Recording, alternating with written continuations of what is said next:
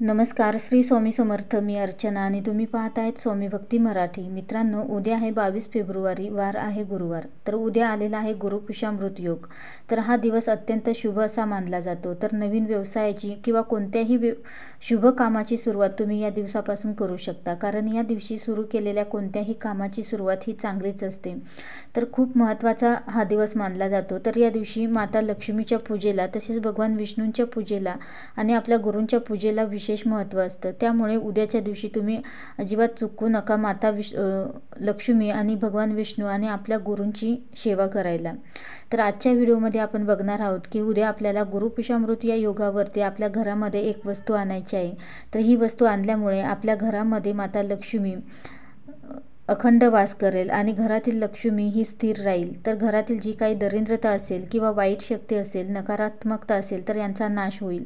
तर कोणती वस्तू आपल्याला उद्या गुरुपुष्यामृत योगावरती आणायची आहे, तर हे आपण या व्हिडिओमध्ये बघणार आहोत. तर व्हिडिओ स्किप न करता संपूर्ण बघा आणि जे कोणी नवीन असेल या चॅनलवरती तर सबस्क्राईब करा. तर उद्या आपल्याला ही वस्तू आणायची आहे. तर कमळाचं बीज म्हणजेच कमळाची बी, तर ही आपल्याला आपल्या घरामध्ये आणायची आहे. तर ही बी आपल्याला ज्या ठिकाणी पूजेचं साहित्य मिळतं तर त्या ठिकाणी सहज मिळेल.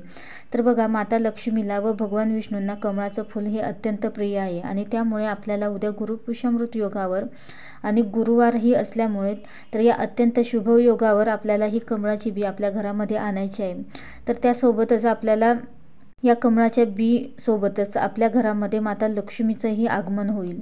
तर घरामध्ये प्रसन्नता येईल, घरातील नकारात्मकता, घरामध्ये सकारात्मकताही येईल. तर ही बी आणल्यानंतर स्वच्छ धुवून एका प्लेटमध्ये ठेवून घ्या. त्यानंतर त्यावरती गंगाजल आणि दुधाने आपल्याला अभिषेक करायचा आहे. त्यानंतर दुसऱ्या प्लेटमध्ये एक स्वस्तिक काढा आणि त्यावर थोडेसे तांदूळ ठेवा आणि त्यावरती एक पांढरा कपडा ठेवा आणि त्यावरती आपल्याला ही बी ठेवायची आहे आणि त्याच्या बाजूने एक तुळशीची काडी ठेवायची आहे. तर सुकलेली असली तरीही चालेल, जी मिळेल ती तुम्ही ठेवू शकता.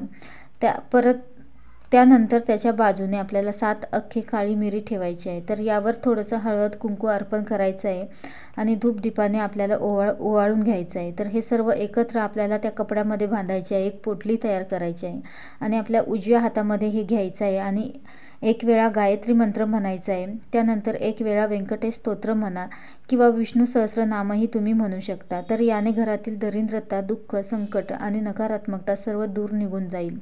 घरामध्ये सुख, शांती, समाधान मिळण्यासाठी प्रार्थना करायची आहे.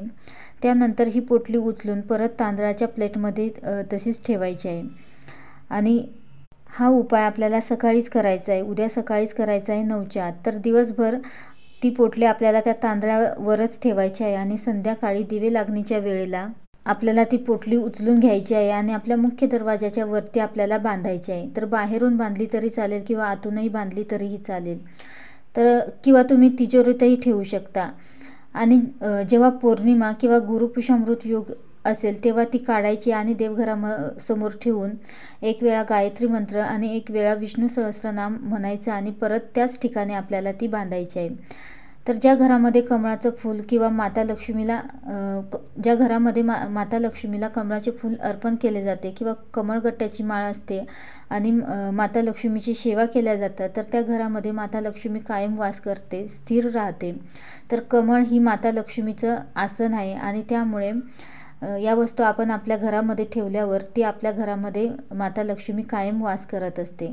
कारण बघा, माता लक्ष्मी ही चंचल आहे, तर ती एका ठिकाणी राहत नाही. पण तिचं आसनच जर आपल्या घरामध्ये असेल तर ती नक्कीच तुमच्या घरामध्ये स्थिर राहील. त्याचबरोबर काळी मिरी ही घरातील नकारात्मकता, बाहेरील बाधा तर हे दूर करण्याचं काम करत असते. त्यामुळे आपल्याला हा उपाय करायचा आहे. तर नक्कीच उद्या गुरुपुष्यामृत योगावर तुम्ही हा एक उपाय करून बघा. नक्कीच तुमच्या ज्या काही अडचणी असतील, आर्थिक अडचणी असतील, तर त्या नक्कीच कमी होतील आणि माता लक्ष्मी अखंड तुमच्या घरामध्ये वास करेल. तर अवश्य तुम्ही उद्याच्या दिवशी ही एक वस्तू तुमच्या घरामध्ये आणा आणि अनुभव घेऊन बघा. व्हिडिओ जर आवडला असेल तर लाईक करा, कमेंट करा, शेअर करा आणि सबस्क्राईब करा. श्री स्वामी समर्थ.